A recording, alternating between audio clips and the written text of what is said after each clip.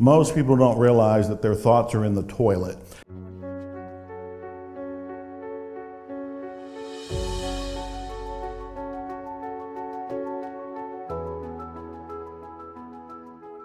The very first step is you have to become aware of your current thinking. Most people don't realize that their thoughts are in the toilet, that they're listening and to themselves say negative things about 70,000 times a day. There are some research studies that are showing it's higher than that. And the other thing that's more startling is that they're mostly repetition. They're the same thoughts.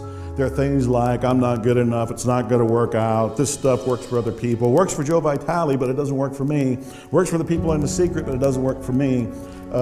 They want to do things, but they think the economy's wrong, the president's wrong, the timing is wrong, I don't have enough education, I don't have enough experience. All of these kinds of negative thoughts keep people shut down. They don't go for their dreams. They react to life, they kind of crawl through life with no enthusiasm, no sort of energy, and no belief in themselves or the possibilities of something better. What the law of attraction is teaching people is that you have a choice. You can change your thinking. One way to look at this is the thoughts you're having right now are primarily negative.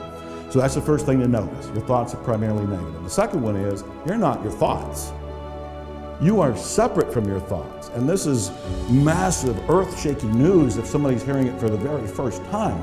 There have been books that are called, You Are Not Your Mind, You Are Not Your Brain. And what they're saying is, these thoughts that we're having them. We're not them. If we can detach enough to go, oh, here comes that I'm not good enough thought again, and let it go by, we are one step removed from it. Now we've clipped off that energy that was causing us to feel bad because of that thought. So that's the second step, is to become aware that I'm not my thoughts. Third step is to start to generate what you do want to think. And this is where things like affirmations, positive thinking, positive statements, instead of saying I'm not good enough, begin to say I am good enough. Begin to say this can work out for me. If this material has worked for other people, why can't it work for me too?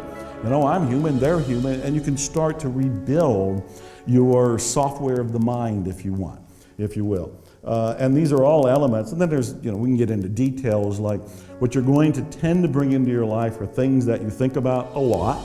Most people think about the things they're afraid of, the things that they're worried about. I tell people, why don't you start thinking about the things you love, the things you're passionate about.